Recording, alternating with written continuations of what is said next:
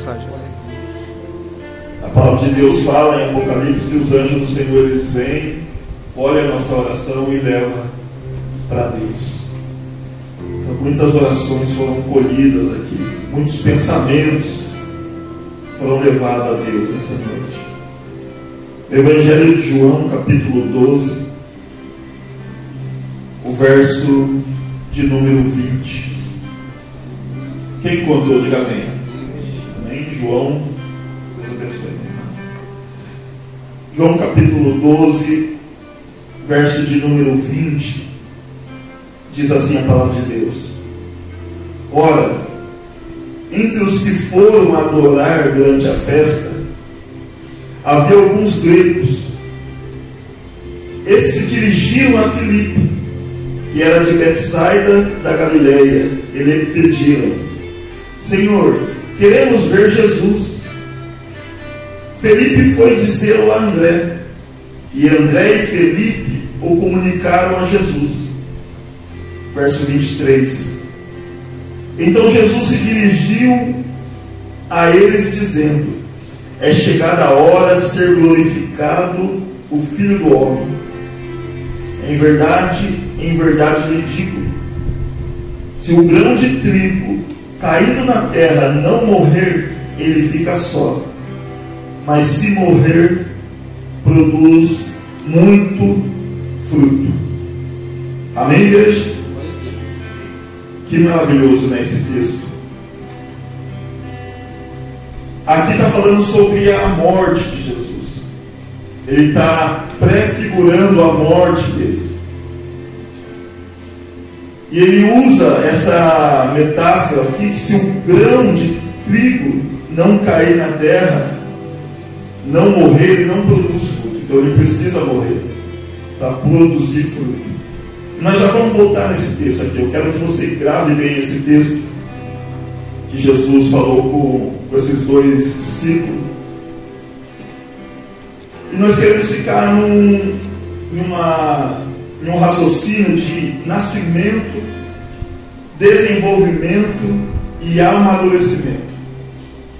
É o que nós precisamos entender. Todo nascimento é algo que é novo, algo que você enxerga de novo. Todo desenvolvimento é quando você começa a conhecer algo, começa a entender o que significa aquilo. Você vai desenvolvendo aquilo, as funções, a habilidade. E o amadurecimento é você colocar em prática tudo aquilo que você aprendeu. Você começa a produzir. O mais interessante aqui que Jesus ele usou um grão que caía na terra e morria. Imagina aqui comigo um grão de milho. Um grão de milho, se você pegar ele e colocar na sua mão, não significa nada o grão de milho. É um grão de milho. Mas se esse grão de milho você plantar ele, a maravilha que acontece é que aquele caule que sobe, ele vai produzir ali, dentro daquela raiz, várias espigas de milho. E dentro das espigas de milho, vai produzir centenas de milho. Então, com um grão de milho, você produz centenas de grãos de milho. Era mais ou menos isso que Jesus estava querendo falar. Eu preciso morrer para que nasça filhos igual a mim. Essa semente que sou eu precisa morrer para vocês entenderem o propósito de vocês aqui na terra. Era uma das últimas cartadas de Jesus ali, para nós entendermos algum propósito. E o mais interessante é que nos evangelhos de João, de Mateus, Jesus ele se revela como o unigênito. O que é o unigênito? Unigênito significa o único filho. Então, quando Jesus estava vivo, ele estava se revelando como unigênito. João capítulo 3, verso 14 diz assim: o verbo se fez carne e habitou entre nós, cheio de graça e de verdade. Vimos a sua glória, a glória do unigênito do Pai, o Filho único, o único Filho do Pai. João capítulo 3, verso 16, que a gente bem conhece, que Deus amou o mundo de tal maneira que deu o seu Filho unigênito. Então, quando Jesus estava vivo, ele se declarou unigênito. Mas depois da morte de Jesus, daí a gente vai lá para as cartas. Paulo, em Colossenses, já revela Jesus como primogênito. O que significa o primogênito? O primeiro filho. Ele passou do unigênito, do único filho, para primogênito, o primeiro filho. Colossenses capítulo 1, verso 15 em diante, diz assim: ele é a imagem do Deus invisível, o primogênito de toda a criação. Ele é antes de todas as coisas. Nele, em Jesus, tudo subsiste. Ele, Jesus, é o cabeça do corpo que é a igreja. Ele é o primogênito entre os mortos, para ter a primazia em todas as coisas. Então ele se tornou o primogênito, o primeiro. E Romanos capítulo 8, verso de número 29, é um dos versículos que mais me encanta. É um versículo que mexe muito comigo. Alguns religiosos talvez ficam desesperados com esse versículo, porque aqui Paulo, quando ele revela para a igreja em Roma, Romanos 8, verso 29, ele está querendo expressar o que ele fez na cruz do Calvário, o que ele conquistou para nós na cruz do Calvário. Ele só não conquistou a salvação, a primazia sim, mas existe muito mais do que a salvação. Romanos 8, 29 diz assim: pois aquele que Deus de antemão conheceu, ele também predestinou para serem conforme a imagem do seu Filho. Olha o que a palavra de Deus fala: que Deus quer que nós sejamos conforme a imagem do seu Filho, a fim de que ele seja o primogênito entre muitos irmãos. Você consegue entender a grandeza desse versículo? Você consegue entender como esse versículo quer nos confrontar?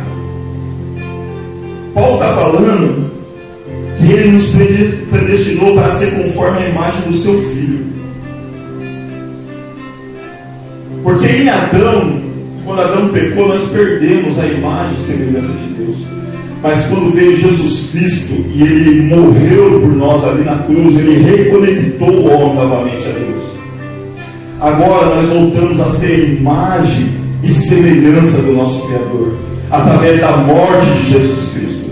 Mas muito mais do que isso, Paulo falou, a fim de que ele seja o primogênito entre muitos irmãos. Com a morte de Jesus Cristo, a palavra de Deus está falando que você nasceu como filho de Deus. Você pode glorificar o nome do Senhor. Você recebeu a salvação sim, mas agora você se torna filho de Deus. E isso é maravilhoso. O primogênito, o primeiro. Daí atrás do primeiro vem eu, vem você, vem todos aqueles que aceitam Jesus Cristo como Senhor e Salvador. O Evangelho de João, capítulo 1, verso 12, tem uma revelação muito profunda ali, onde diz assim: mas todos quanto o receberam, deu-lhes o direito de se tornarem filhos de Deus, aos que creem no seu nome. Todos os que receberam. Você recebeu Jesus? Então ele te deu o direito de se tornar filho de Deus. Eu quero ir além. Com a morte de Jesus Cristo, você se torna Jesus aqui nessa terra, um Cristo aqui nessa terra. Você se torna filho de Deus, semelhante a Ele. E você vai entender mais à frente o que Paulo quis dizer. Romanos capítulo 8, verso de número 16, está escrito assim: o próprio Espírito confirma ao nosso Espírito que somos filhos de Deus. Se somos filhos, somos também herdeiros, herdeiros de Deus e cordeiros com Cristo. Se com Ele sofremos, para também com Ele sejamos glorificados. Se tornar filho é se tornar herdeiro. Jesus falou assim: vocês farão as mesmas obras que eu faço. As mesmas obras que eu faço. E farão maiores do que eu faço, porque eu vou para o meu Pai. Aleluia. Quando a pessoa olhar para mim e para você, caminhando nessa terra, ela tem que enxergar Jesus na nossa vida. Ali vai um filho de Deus, alguém semelhante a Jesus Cristo. Ali vai um homem, ali vai uma mulher de Deus que parece com Cristo nessa terra. É assim que as pessoas têm que olhar para nós. Assim que nascem os filhos de Deus, com as atitudes de Jesus, caindo de Jesus. Romanos capítulo 8, verso de número 19, fala que a ardente expectativa da criação, ela aguarda a revelação dos filhos de Deus. Você já parou para pensar nisso? Que a natureza aguarda a revelação dos filhos de Deus. Quando verdadeiramente os filhos de Deus vão nascer, quando verdadeiramente os filhos de Deus vão aparecer para o mundo.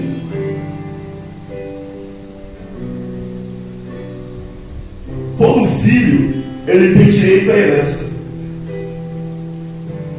A herança financeira, econômica, material, ou a herança genética, a herança paternal, a herança emocional, moral. Todo filho tem direito à herança. Aquilo que você construir durante essa terra vai ficar para os seus filhos. Aquilo que seu pai construiu vai ficar para você. É um direito de um filho, a herança. E também tem a herança genética, né, emocional, a moral. Quando a criança nasce, ela vai se tornando, pegando a forma ali. Já parou para perceber que todo pai fala assim: ah, parece mais com a mãe. Ah, esse aqui parece mais com o pai. Ah, é metade de um, metade de outro. Não é assim? Nossa, é a cara do pai. Tem um jeitinho da mãe. Isso é a herança genética que todo mundo carrega. A emocional, a moral, quando alguém olha assim e fala assim: nossa, é inteligente. É inteligente igual quem? Igual o pai ou igual a mãe? Nossa, essa criança aí é muito esperta. E puxou o pai ou puxou a mãe? Que criança geniosa! Daí daí puxou o pai ou puxou a mãe? Sempre tem aquela brincadeira. Nossa, mas como fala essa criança, hein? Meu Deus, quem puxou? O pai ou a mãe? Daí começa aquela brincadeira. Nossa, tão bravinha essa criança, já sei já quem puxou. Essa criança tão calminha, tão bonitinha. Puxou o papai ou puxou a mamãe? Isso é herança. Automaticamente, quando as pessoas olham para a criança, ela já sabe que aquela criança se parece com alguém. Isso é herança genética. E nós também temos nossa herança genética. Adão e Eva, quando foram criados por Deus, eles eram perfeitos, plenos, a imagem e semelhança do Criador. Não tinha defeito. O que Deus era, eles eram. Foi criado para dominar, para governar, para agir como Deus na terra. Adão dava ordem às plantas, aos animais, eles obedeciam. Ele caminhava igual Deus aqui na terra.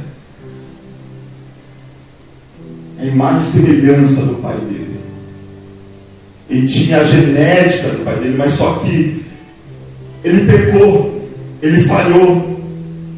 Ficou com a natureza caída de Adão que nós conhecemos. E Paulo revela lá em Romanos que todos pecaram e foram destituídos da glória de Deus porque Adão pecou. E todos que estão debaixo da linhagem de Adão vivem no pecado, na natureza caída dele, na natureza assassina dele, egoísta, na natureza que leva o homem a pecar a todo momento, a transgredir. Essa é a natureza de Adão, é a linhagem de Adão. Todos que estão debaixo da linhagem de Adão vivem isso. A natureza genética de Adão. Só que nós temos que entender também que quando Jesus morreu, e Jesus é o segundo Adão, a palavra fala que todos que estão debaixo de Jesus têm que viver a genética de Jesus, com aquilo que Jesus conquistou para nós na cruz. E mais interessante que as pessoas elas querem piamente na herança hereditária. Não é assim, pastor? Já ouviu a herança hereditária? Você vai no médico, o médico começa a fazer alguns exames com você e começa a falar assim: olha, essa diabetes aí, não sei não, acho que vamos ver seu histórico, a herança hereditária é sua. Daí a pessoa começa a declarar: ah, meu avô teve, ah, meu pai teve, ah, então por isso que você tem. Ela, é verdade, eu tenho por causa disso. Porque ela crê com toda a sua força que a herança genética dela carregou aquilo com o corpo dela. Ah, esse colesterol alto, pode procurar a herança genética. Ah, esse problema no coração deve ter alguma ligação com alguma herança genética. Vamos pesquisar. Não é assim? Parece que o que o médico fala está declarado. Porque a pessoa tem a tendência a acreditar na herança genética que Adão, com a natureza dele caída, corrompida, trouxe para a humanidade. Só que ela esquece que Jesus Cristo veio e morreu por ela, e salvou ela, e colocou ela sobre as bênçãos que ele conquistou para ela, que é a herança genética de Jesus. Você está conseguindo compreender isso? Talvez esse assunto seja novo para você, mas para o céu esse assunto não é novo. Para o céu esse assunto já está revelado há muitos anos, que Jesus veio para religar o homem novamente a Deus. Em Efésios capítulo 1, verso de número 3, está escrito assim: e Ele, que é Deus, nos abençoou com todas as bênçãos espirituais nas regiões celestiais em Cristo Jesus. Isso é a herança que Deus conquistou para nós. Ele não está falando que vai nos abençoar, Ele já nos abençoou com todas as bênçãos espirituais nas regiões celestiais em Cristo Jesus. Ele conquistou isso para você. É herança sua. Em Efésios capítulo 1, verso de número 22, está escrito aqui assim: e sujeitou todas as coisas debaixo do pé de Cristo, para ser o cabeça sobre todas as coisas, e o deu à igreja. Olha o que Deus fez para nós, o que Deus conquistou para nós através de Cristo. Ele sujeitou todas as coisas debaixo do pé de Cristo, para Ele ser o cabeça de todas as coisas, e deu à igreja. Você pode glorificar a Deus por essa ação? Ele te deu todas as coisas. Só que a gente às vezes não consegue entender. Nós acreditamos na herança genética de Adão, mas deixamos de viver as bênçãos que Jesus conquistou para nós na cruz. a herança que Ele trouxe para nós da cruz. Efésios capítulo 3, verso 20, está escrito assim: ora, aquele que é poderoso para fazer infinitamente mais de tudo aquilo que pedimos ou pensamos, conforme o seu poder que opera em nós. Aonde o poder de Deus opera? Em nós. Fala assim comigo: o poder de Deus opera dentro de mim. Isso é a herança genética dentro de Deus. Você precisa entender que dentro de você o poder de Deus opera. Dentro de você o poder de Deus já está conectado em você. Ele já age dentro de você. Você só precisa entender isso. E Colossenses capítulo 1, verso de número 27, foi o versículo que me abriu a mente. A palavra de Deus declara assim: a estes, que é nós, Deus quis dar a conhecer a riqueza da glória deste mistério entre os gentios, que é Cristo em nós, esperança. Cristo está aonde? Está em nós. Pastor, você está falando que Cristo está dentro de mim, está dentro de você. A palavra fala que Deus deu a conhecer esse mistério entre os gentios, que é Cristo dentro de nós. Ele é esperança. Esperança para a sua família, esperança para essa sociedade, esperança para essa cidade, para essa nação, para essa humanidade. Quando você entender que Cristo está dentro de você, na pessoa do Espírito Santo, tudo vai mudar. Tudo vai ser transformado, tudo vai ser diferente na sua vida, porque você tem Cristo dentro de você. E quem conquistou isso? Ele, quando morreu lá na cruz do Calvário. Ele nos entregou isso, essa grandeza, essa riqueza, esse mistério de Deus dentro do ser humano. Isso é muito profundo, igreja. Se nós entendermos isso, a gente vira uma bomba atômica aqui nessa terra. Por que a sociedade não é transformada? Por que esse bairro, às vezes, nós olhamos para ele e vemos um monte de drogado nas esquinas, bêbados caindo, e não é transformado? Porque Deus aguarda, a natureza aguarda a revelação dos filhos de Deus, de entender que o poder dele está dentro de nós. Ele está dentro de nós, é só nós usarmos esse poder. Tudo começa a ser transformado, tudo começa a ser mudado. Como oramos aqui nesta noite, olha o que Deus está fazendo através das nossas orações. Ele está conseguindo mudar essa nação. Nosso presidente, ele está sendo um instrumento das nossas orações. E eu vou muito além. Eu me lembro que há muitos anos atrás, não sei se vocês vão concordar comigo, mas existia um grupo chamado Diante do Trono. E aonde esse grupo, eles iam nos estádios, ginásio, eles levavam a bandeira do Brasil. Lembra disso, pastor Fábio? E no final eles faziam clamores pelo Brasil. Lembra, pastor?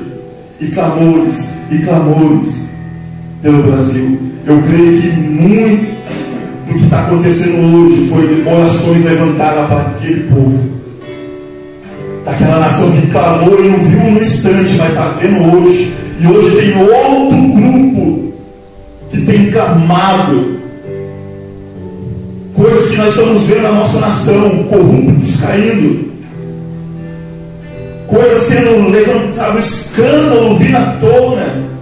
É porque os filhos de Deus estão começando a acordar nessa nação, estão começando a entender que Ele pode mudar uma nação. Pode parecer loucura, mas na hora que começou essa tempestade à tarde, eu com essa palavra no coração, eu falei assim: se eu não orar por isso, eu serei um louco, eu serei hipócrita.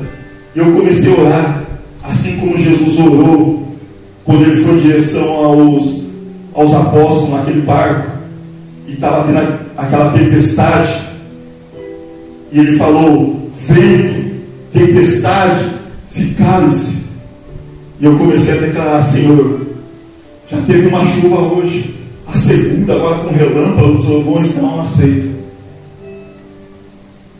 A natureza aguarda a expectativa dos filhos de Deus nascerem. Ela aguarda você dar ordem para ela, para comandar ela novamente. Pode parecer loucura, mas isso é ser um filho de Deus na terra. Você pode mudar todas as situações. Assim como você pode mudar um curso da natureza, você pode mudar o curso de uma vida que está caída na rua, drogada. Você pode mudar aquela pessoa através das suas atitudes e orações. E voltando aqui, abra tua Bíblia lá em Colossenses capítulo de número 2. Isso daqui eu quero ler com você. Nós estamos falando sobre a genética de Deus.